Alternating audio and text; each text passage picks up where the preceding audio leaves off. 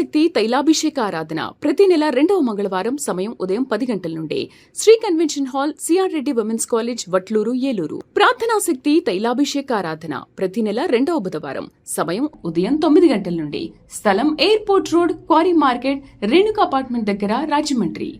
ప్రార్థనా శక్తి తైలాభిషేక ఆరాధన ప్రతి నెల 2వ గురువారం సమయం ఉదయం 10 గంటల నుండి. స్థలం సుబ్బలక్ష్మి కళ్యాణ మండపం, railway new colony, Srikanya theatre, Visakhapatnam. Kakinada పరిసర ప్రాంత ప్రజలకు శుభవార్త. ప్రార్థనా శక్తి తైలాభిషేక ఆరాధన మార్చి 15 శనివారం. మొదటి ఆరాధన ఉదయం 7 గంటల నుండి, రెండవ ఆరాధన ఉదయం 10 గంటల నుండి. స్థలం కాపు కళ్యాణ మండపం, ఎన్ఎఫ్సిఎల్ రోడ్, ఆర్టీఓ ఆఫీస్ పక్కన, ఆర్ఆర్ నగర్, కాకినాడ.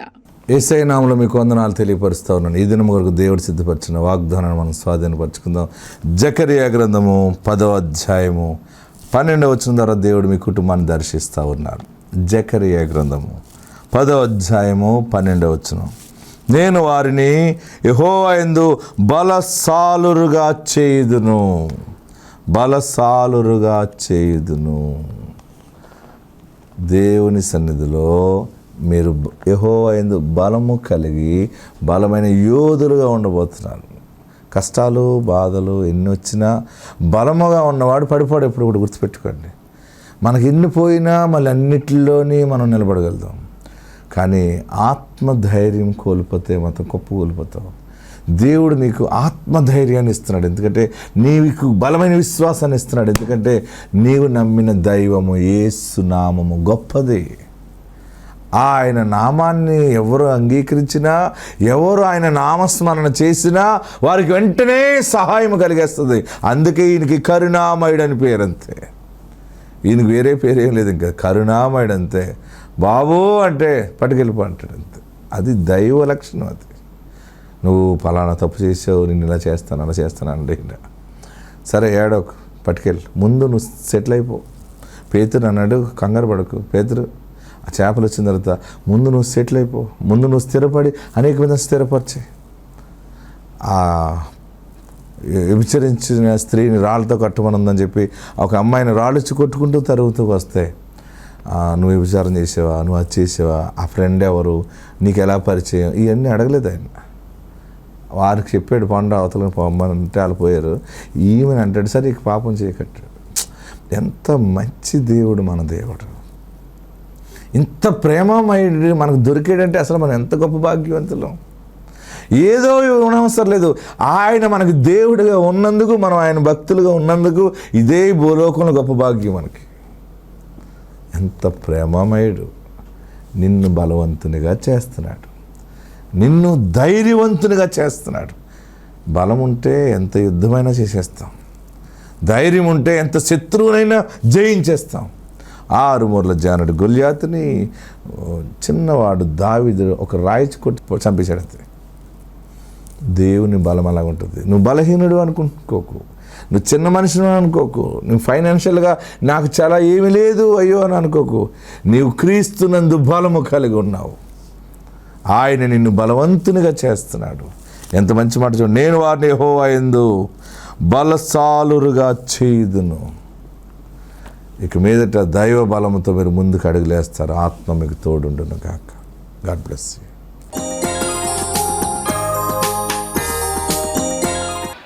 మనం మాట్లాడటంలోనే యథార్థంగా మనం మాట్లాడితే దీవెన నిజముగా నీ పెదవుల నుండి బయటకు వస్తే అది నీకే ప్రాప్తిస్తుంది. అందుకని మీ ఇంటి ముందున్న వాళ్ళని మీరు బ్లెస్ చేయండి. మీ కుటుంబీకులను మీరు బ్లెస్ చేయండి. మిమ్మల్ని బాధ పెట్టేవాళ్ళని కూడా బ్లెస్ చేయండి. చేయగలరా? మీ మీద శాపం కోరుకునే వారిని మీరు దీవించగలరా? దీవించలేం. అది ఎప్పుడు చచ్చిపోతుంది, ఏది యాక్సిడెంట్ అవుతుంది అని అనుకుంటాం. కానీ యేసు నామము ధరించుకున్న మనిషి మాట్లాడే మాట ఎలా ఉంటుందంటే, బాధ పెట్టేవారు వైపు చూచి చిరునవ్వు నవ్వి నా దేవుడు నిన్ను బహుగా దీవించునుగాక అని చెప్పాలి. ఒకవేళ మీకు చెప్పడానికి మీకు ఏదైనా మొహమాటంగా ఉంటే వారి వైపు చూచి నవ్వుతూ మీ మనసులో వారిని దీవెనగా మాట్లాడండి. ఒక బాల్ తీసుకుని ఒక గోడని మనం ఫోర్స్గా గట్టిగా కొడితే అది ఇంకా ఫోర్స్గా వచ్చేది మన మీదకి. అలాగనే ఆశీర్వాదం అనేది మనం నోటితో పలికితే అది దీవెనగా మన మీదకి వస్తుంది. ఆమెన్. గట్టిగా హల్లెలూయా చెప్పండి. ఇంకా గట్టిగా హల్లెలూయా చెప్పండి. దేవుడు నమ్మదగినవాడు. ఆమెన్.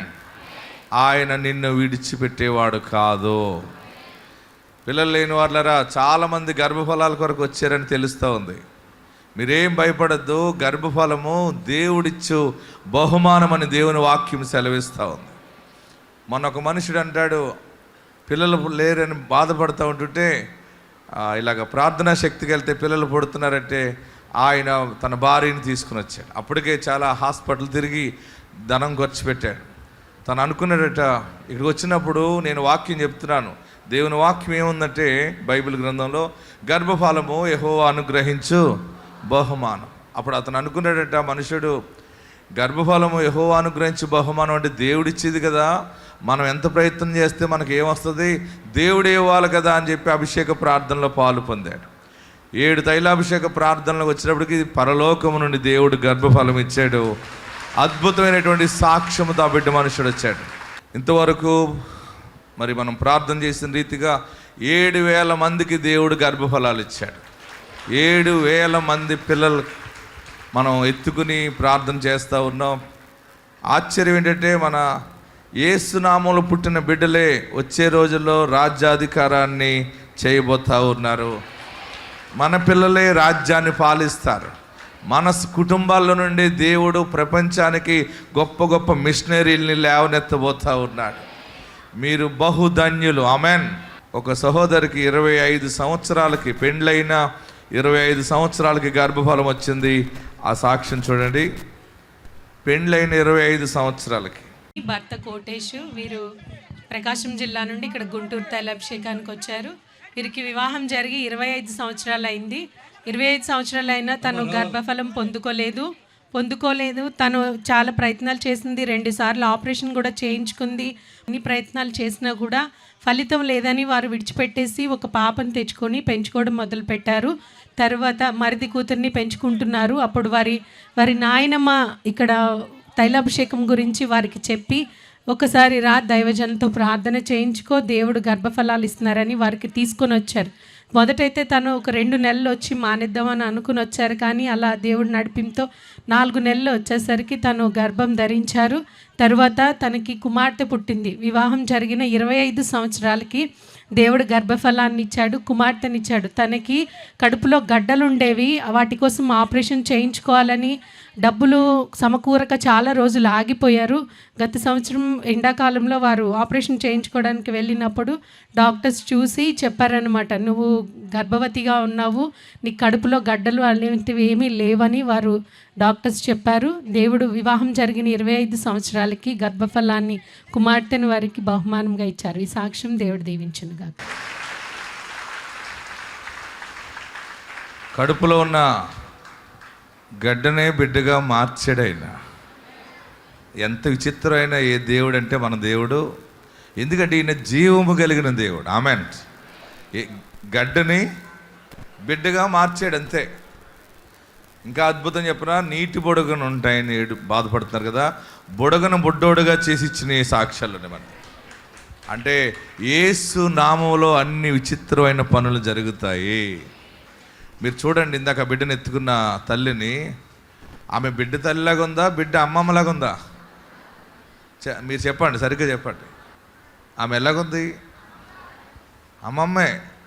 కానీ ఆమెకి ఆశ్చర్యం ఏంటంటే పిల్లలు లేరని బిడ్డను కూడా పెంచుకుంది. కొన్ని సమయాల్లో మనం అనుకుంటాం, మనం ఇప్పుడు జరుగుతుంది, మనం అడుగుతున్నాం, వెంటనే ఎప్పుడు జరుగుతుంది, రేపు జరుగుతుంది, ఎల్లుండి జరుగుతుంది, ఈ వారం 10 రోజుల్లో జరగకపోతే, ఈ నెలలో జరగకపోతే ఇంక జరగదేమో అని మనము విశ్వాసమును కోల్పోతుంటాం. మీరు నేర్చుకోవాల్సింది ఒకటే, ఎవరిని నమ్మినా నమ్మకపోయినా యేసుని నమ్మిన నీవు ఏది ఆశించావో అది 100% నీ చేతికి ఇస్తాడు ఆయన. ఆయన అబద్ధికుడు కాడు. ఆమెన్. ఆయన అబద్ధికుడా కాడైనా. ఈమె ఏం చేసిందంటే బిడ్డను కూడా పెంచుకుంది. బిడ్డను పెంచుకుంది, కడుపులో గడ్డను పెంచుకుంది. పైనున్న దేవుడు గడ్డనే బిడ్డగా మార్చి తన బ్లడ్లో నుండి అనుగ్రహించాడు. హల్లెలూయా. హల్లెలూయా చెప్పండి, ఇంకా గట్టిగా హల్లెలూయా చెప్పండి. మీరు అందరూ నా చేతులు పైకెత్తి నేను చెప్పినట్టు చెప్పాలి. ఓ సాతానా, నా యేసు చిత్రమైన పనులు చేస్తాడు. ఈ సాక్ష్యం చూద్దాం. గర్భఫలం గురించి ఆ మనుషుడు నేర్చుకున్నది ఏంటంటే, నిజమే కదా, దైవజనుడు గర్భఫలం యెహోవా అనుగ్రహించు బహుమానం అని చెప్పాడు. బిడ్డలు మన వల్ల కలగరు, బిడ్డలనిచ్చేవాడు దేవుడని విశ్వసించి తైలాభిషేకంలో ప్రార్థనలు ఎక్కువిస్తే దేవుడు ఆ బిడ్డకి ఇచ్చాడు గర్భఫలం. ఆ సాక్ష్యం ఏందని చూడండి. నేను చెప్పబోతున్న ఈ సాక్ష్యం ఏంటంటే, మాకు మ్యారేజ్ అయ్యి 9 సంవత్సరాలు అవుతుంది. 9 సంవత్సరాలలో మేము చాలా హాస్పిటల్ తిరిగాం. 2 లక్షల దాకా ఖర్చు పెట్టుకున్నాం. ఎక్కడికి పోయినా సరే మాకు పిల్లలు పుట్టరని నమ్మకం లేదు. ఇంకా ఇసాగయ్య గారికి ఒకరోజు టీవీలో వస్తుంటే వాక్యం చూశాను నేను. ఇక్కడికి వెళ్తే ప్రతి ఒక్కరికి పిల్లలు పుడుతున్నారు అని చాలామంది చెప్పారు. కానీ నాకు ఎక్కడో కొంచెం అపనమ్మకం, ప్రార్థన పడితే పుడతారా అని. చాలా డబ్బులు కూడా పెట్టుకున్నాం కదా, 2 లక్షలు పెడితే చేత కాలేదు, ప్రార్థన పోతే ఏం పుడతారని చాలా అపవిశ్వాసంతో ఉన్నాను నేను. ఆ తర్వాత మేము 1 నెలలో వచ్చాం. ఫస్ట్ నెలలో ఇసాగయ్య గారు చెప్పిన వాక్యం ఏంటంటే, గర్భఫలము దేవుడిచ్చు బహుమానము అని ఆయన ఒక వాక్యం చెప్పారు. ఆ తర్వాత నాకు చిన్న ఆలోచన వచ్చింది, నిజమే కదా, మనకి ఏం ఖర్చు పెట్టకుండా దేవుడు ఫ్రీగానే ఇస్తున్నాడు కదా, మనం ఎందుకు అనవసరం ఖర్చు పెట్టుకోవడం డబ్బులు, ఆయన ఇచ్చు బహుమానం ఏ డాక్టర్ వల్ల కాదు అని నేను తీర్మానం చేసుకున్నాను. ఆ రోజు నుంచి నేను నా భార్య మేము 6 నెలలు వచ్చాము. 7 నెలల్లో మాకు కన్ఫామ్ అయింది. 2 చేతులు పైకి ఎత్తి గట్టిగా కాపుడితే సాక్ష్యం చెప్తాను, ఒప్పుకున్నాను, చెప్పాను. అందుకనే టీవీలో వాక్యం చెప్తున్నాను, బయట చెప్తున్నాను, నేనే వాక్యం చెప్పి నేనే ప్రార్థన చేస్తున్నాను. ఎందుకంటే యేసు అంటే తెలియని వారికి యేసు గురించి తెలియపరచాలి. ఆమేన్. మనం ఈ తైలాభిషేక ప్రార్థన ద్వారా బహుజన సమూహము యేసు ప్రభువాన్ని అంగీకరిస్తూ ఉంటారు. యేసు దేవుడని ఒప్పుకుంటే చాలు, రక్షించబడతామని దేవుని వాక్యం సెలవిస్తూ ఉంది. ప్రియులరా, మరొకరు చూద్దామా. వైజాగ్లో మొన్న ఏమైందంటే, ఆ అమ్మాయి యవనస్తురాలు, మంచి ఆరోగ్యవంతురాలు, చక్కని అందగత్తి. కానీ ఆ బిడ్డకి సడన్గా జబ్బు వచ్చింది. ఏ జబ్బు వచ్చిందంటే తల ఊపడం వచ్చింది జబ్బు. పడుకున్నా, కూర్చున్నా, లేచినా తల ఊగుతాం. చూడండి, అదిగో మీరు స్క్రీన్ మీద. వారు ఏం చేశారంటే చాలా హాస్పిటల్ తీసుకెళ్లారు. ఎన్ని హాస్పిటల్ తీసుకెళ్ళినా డాక్టర్లు ఆశ్చర్యపోయింది ఏంటంటే, చేతులు ఊగటం, కాళ్ళు ఊగటం, శరీరంలో ఎక్కడైనా ఇటువంటి బలహీనత వస్తుందేమో కానీ తలకు వచ్చింది ఏంటిది అని చాలా వైద్యం చేసినా ఏది కూడా ఆ బిడ్డకి స్వస్థత సమకూర్చలేకపోయింది. చివరిగా ఆమె ఏం చేసిందంటే విశాఖపట్నం తైలాభిషేక ప్రార్థనకు వచ్చింది. ఇది వాగ్దానం ద్వారా పుట్టిన దైవజనుడు ప్రార్థిస్తున్నాడు, ఆ ప్రార్థనకు వెళ్తే తగ్గిపోద్దని వచ్చి వాక్యం విన్నాక ఇంటి దగ్గర బిడ్డకి ఆ జబ్బు ఎలాగుందో వీడియో తీసుకుంది. బాగా గమనించండి. ఆ బిడ్డ ఆ తల ఊపడం అనే జబ్బు వీడియో తీసుకుని ఇసాక్ పాస్టర్ గారు ప్రార్థన చేస్తారు, యేసు ప్రభు బాగు చేస్తాడు, బాగుపడిన తర్వాత నేను సాక్ష్యం చెప్పినప్పుడు ఈ వీడియో చూపిస్తాననే అంత పెద్ద విశ్వాసం ఆ బిడ్డకు వచ్చింది. ఆ తల్లి అది వీడియో తీసుకుంది, ప్రార్థనకు వచ్చింది, చేతుల నుంచి ప్రార్థన చేసి దీవిస్తే ఆ జబ్బు ఆ బిడ్డని విడిచిపెట్టిపోయింది. ఆ బిడ్డ సంపూర్ణంగా బాగుపడిపోయి, చూడండి స్క్రీన్ మీద ఆమె ఎలాంటి సాక్ష్యం, బిడ్డ బాగుపడిన తర్వాత బిడ్డను దగ్గరెట్టుకుని సాక్ష్యం చెబుతూ ఆ వీడియో పట్టుకొచ్చి మనకి ఇచ్చింది. అంటే చెప్తే చాలామందికి అర్థం కాదు కదా, నా బిడ్డకి ఇలాంటి జబ్బు వచ్చింది, ఇటువంటి వ్యాధిని యేసు బాగు చేశారు అని సాక్ష్యం ఇచ్చారు. ఆ సాక్ష్యం ఏందో చూడండి. మరి మాది పలానా దగ్గర నేతాజీ నగరం అండి, విశాఖపట్నం, మరి పూర్ణ మార్కెట్ ఏరియా దగ్గర. మరి దేవుడు ఎంతగానో మరి నా కుమార్తె ఇప్పుడు 4 రోజుల నుంచి మరి 10th క్లాస్ అని చెప్పి మరి మైండ్లో పెట్టేసుకొని మరి చాలా తల అయితే అసలు ఇలా నిలబడేది కాదండి, విపరీతంగా ఊగేసేది, అస్సలు నిలబడేది కాదు. అందరూ కూడా డాక్టర్లు కూడా ఆశ్చర్యపోయారు, బాడీ అయితే షేక్ వస్తుంది కానీ తల షేక్ రావడం ఏంటని, వీధిలో వాళ్ళు ఏంటి అందరూ మా దగ్గర వారు అందరూ ఆశ్చర్యపోయేవారండి. కానీ దేవుడిని నేను ఒకటే అడిగాను, ప్రభువా లక్ష్మీవారు నీ దాసుడి దగ్గరికి వెళ్ళి నీ సాక్షి నేను చెప్పాలి ఆయన, నా కుమార్తెను తీసుకెళ్ళని మరి నేను అనుకున్నానండి. మరి దేవుడు ఎంత గొప్పవాడంటే మరి డాక్టర్ టెస్టులు రాశారండి. అవి సాయంత్రం నేను చూపించాలి. అది ఇంకా నేను చూపించకముందే నా దేవుడు ఎంతగానో గొప్ప కార్యం చేశాడండి. ఇదిగో నా కుమార్తె మరి ఎంతగానో మెడచాలు కూడా ఊక్కుంటా వెంటనే ఆపాడండి. ఇంతవారికి కూడా ఊగేసివి అలాంటిది ఏది లేకుండా మామూలు మనిషిగా ఈరోజు ఆయన సన్నిధిలో ఆయన సాక్షిగా నిలబెట్టినందుకు మొదటగా మరి దైవదాసులకు వందనాలండి. మరి దేవాది దేవుడికి వందనాలు చెల్లిస్తూ ఈ చిన్న సాక్ష్యం దేవుడు దీవించినగాక. ఆమేన్. ఈ కార్యాలు ఎవరు చేస్తున్నారు? యేసయ్య చేస్తున్నాడు. యేసయ్య మన గ్రామాన్ని ప్రత్యేకంగా ఎన్నుకున్నాడు ఇక్కడ. ఆమెన్. ఈ ప్లేసు ఒక ప్రపంచానికి ఒక పవిత్ర క్షేత్రంగా మారబోతా ఉంది. ముఖ్యమంత్రులు రాబోతున్నారు ఇక్కడికి, ప్రధానమంత్రులు రాబోతున్నారు, విదేశాల నుండి కూడా గొప్ప అధికారులు ప్రధానులు రాబోతున్నారు. ఎందుకంటే దేవుడు ఒక ప్రత్యేకంగా దీన్ని ఎన్నిక చేసుకున్నాడు. ఆమెన్. చూడండి, నంద్యాలలో కూడా అద్భుతమైన సేవ జరుగుతూ ఉంది. అక్కడికి ఒక అమ్మాయి వచ్చి ఏదనుకుంటే జరుగుతుందా తైలాభిషేకంలో, అయితే నాకు మరి గర్భఫలం రావాలి, కవల పిల్లలు పుడితే బాగుండు అని కోరుకున్న వెంటనే ఆమెకి గర్భం వచ్చింది. గర్భం వచ్చిన తర్వాత చెక్ చేయించుకుంటే డాక్టర్ చెప్పాడు, అమ్మ నువ్వు కన్సీవ్ అయ్యావు, కవల పిల్లలు ఉన్నారు నీ గర్భంలో అని. ఆ అమ్మాయి ఒక్కసారి ఆశ్చర్యానికి గురైంది, షాక్ అయిపోయి ఇదేంటి సరదాగా మామూలుగా అనుకుంటే వచ్చేసింది ఏంటి అని మరలా నమ్మలేక మళ్ళీ ఇంకో డాక్టర్ దగ్గరికి వెళ్ళింది. ఆ డాక్టర్ కూడా స్కాన్ చేసి, అమ్మ నీ గర్భంలో కవల పిల్లలు ఉన్నారు. ఇది చాలా విచిత్రంగా ఉంది, ఇది ఏంటి అని మళ్ళీ ఆలోచన చేసి ఇంకొకరి దగ్గరికి వెళ్ళి చెక్ చేయించుకుంది. చివరికి ఆ లోపల ఉన్న ఇద్దరు మనం బయటకు వచ్చారు.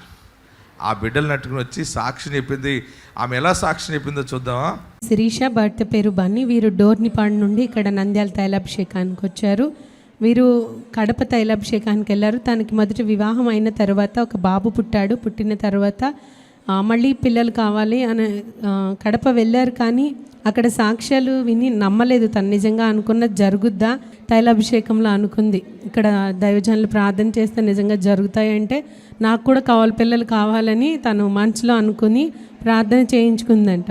చేయించుకున్న తర్వాత తను గర్భవతి అయిన 3 నెలలకి తను వెళ్ళి చెక్ చేయించుకుంటే నీ కడుపులో కవల పిల్లలు ఉన్నారని డాక్టర్స్ చెప్పారనమాట.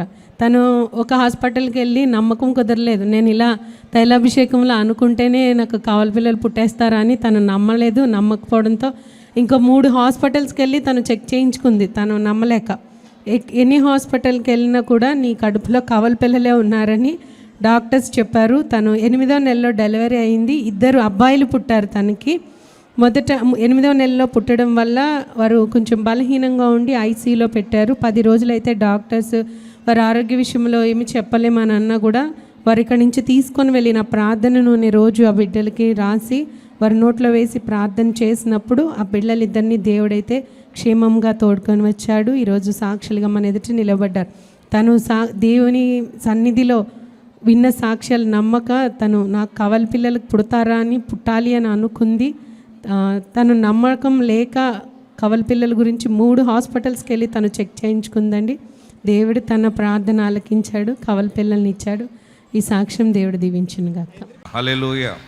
మరొక సాక్ష్యం, రాజమండ్రిలో మొన్న ఒక అమ్మాయి వాళ్ళ తండ్రికి పక్షవాతం వచ్చింది. కాళ్ళు చేయి పడిపోయింది, నోరు పడిపోతే డాక్టర్ కూడా ఆశ్చర్యంగా మాట్లాడితే ప్రార్థనా తైలము ఆ తండ్రి నోట్లో వేయటం ద్వారా ఆ తండ్రి ఎలా బాగుపడ్డాడో, ఎలా మాట్లాడాడో సాక్ష్యం చూద్దాం.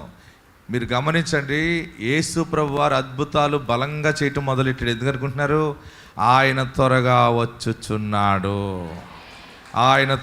వచ్చుచున్నాడు, ప్రతి మోకాలు వంగును అన్నాడు. హల్లెలూయా. గట్టిగా హల్లెలూయా చెప్పండి, ఇంకా గట్టిగా హల్లెలూయా చెప్పండి. చూడండి ఈ సాక్ష్యం విందాం. నా పేరు వరలక్ష్మి, మాది రాజమండ్రి అండి. మా నాన్నగారికి లాస్ట్ మంత్ పెరాలసిస్ వచ్చిందండి. తనకు ఒక కాలు ఒక చెయ్య నోటు మాట కూడా లేకుండా పడిపోయిందండి.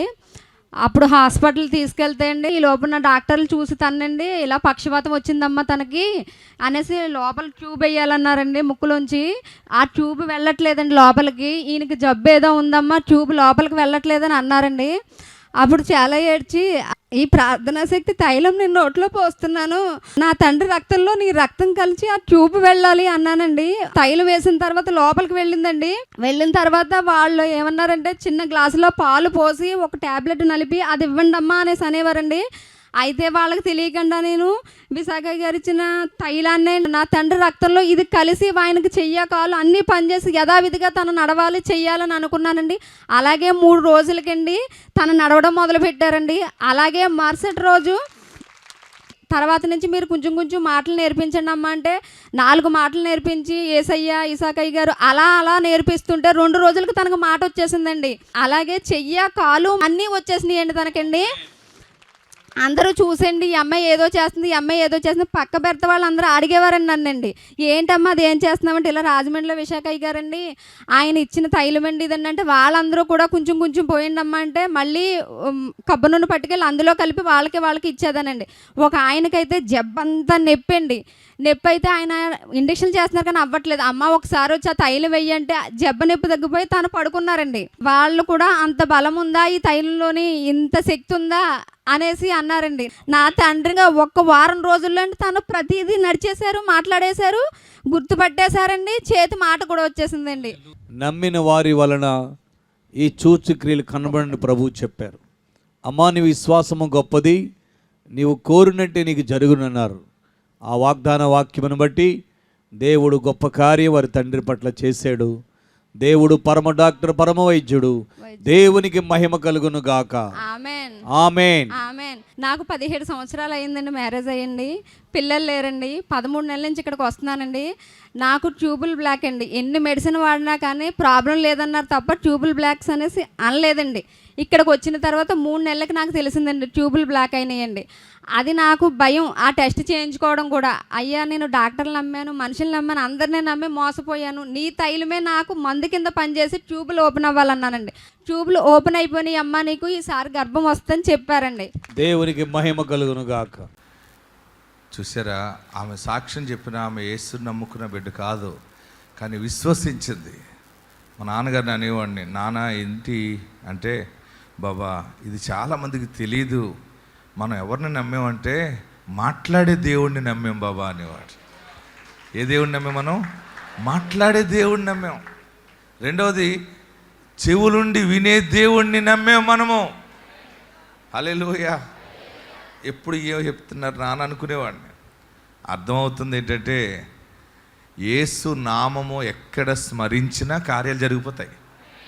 మీ ఇంట్లో కూడా యేసు నామం అని మాట్లాడుతూ ఉండండి, ఆ కార్యము అక్కడ ఆటోమేటిక్గా జరుగుతుంది అనమాట. అందరూ లేచి నిలబడండి. ఎక్కడున్నవారు అక్కడ లేచి నిలబడి త్వరగా లేవండి. అయిపోయింది నా బలం, అయిపోయింది నా జ్ఞానం, అయిపోయింది నా సంపాదన, అంతా అయిపోయింది, ఇంకేమీ లేదు, ఇక వెళ్ళిపోవటమే, ఇంక నేను చరిత్ర ముగించబడింది అనుకుంటావేమో. అన్ని విషయాల్లో 2వ మారు దేవుడు లేవనెత్తుతున్నాడు. నువ్వు ఎప్పుడు ఊహించని స్థితి 2వ మారు చూడబోతున్నావు. చనిపోవాలని ఎందుకు అనుకుంటున్నావు? సూసైడ్ చేసుకోవాలని ఎందుకు అనుకుంటున్నావు?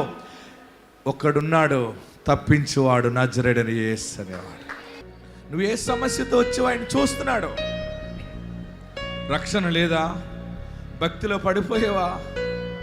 ఒకప్పుడు ఉజ్జీవింపబడ్డాను, ఒకప్పుడు ఇల్లు కొన్నాను, ఒకప్పుడు పొలము కొన్నాను, అన్ని కోల్పోయాను. ఒకసారి గర్భఫలం వచ్చింది, పోయింది. కుమారుని మిస్ అయ్యాను, కుమార్తెని మిస్ అయ్యాను, బ్రతుకంతా అన్నీ మిస్ అయిపోయాను అని అనుకున్నావా? యేసు అంటేనే ప్రేమైన వాడు. మరలా నీ పట్ల దయ చూపిస్తున్నాడు, కృప చూపిస్తా ఉన్నాడు. కృప తప్ప నాకేముంది బాబు, నీ కృపే కదా నా ఆశ్రయము. కృపనగా అయోగ్యుల పట్ల ఆయన చూపుతున్న ప్రేమ.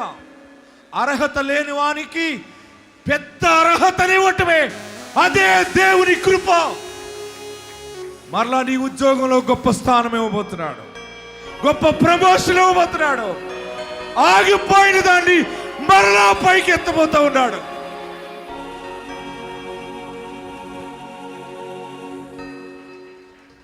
యెహోవా రెండవ మారు చెయ్యి చాచుతున్నాడు అని. దేనికంటే రోగము నుండి విడిపించడానికి, బంధకము నుండి విడిపించడానికి, పాపము నుండి రక్షించడానికి, మరలా మనిషిగా నిలబెట్టడానికి, కోల్పోయినవన్నీ తిరిగి ఇవ్వటానికి.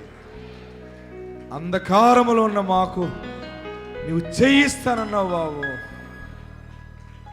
అందరూ అలా ప్రార్థనలో ఉండండి, అందరూ ప్రార్థన చేయండి.